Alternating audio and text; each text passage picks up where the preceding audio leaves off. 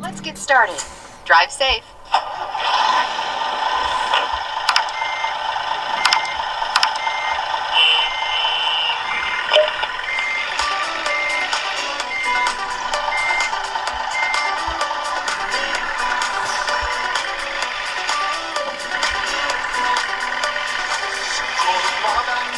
Sen kendini, sana senden daha iyi bakarım. Bir daha düşünmene gerek yok. Üşüyemezsin, ben seni yakarım. Yüreğimden dökülmeyen hiçbir kelimeni dinlemiyorum desem.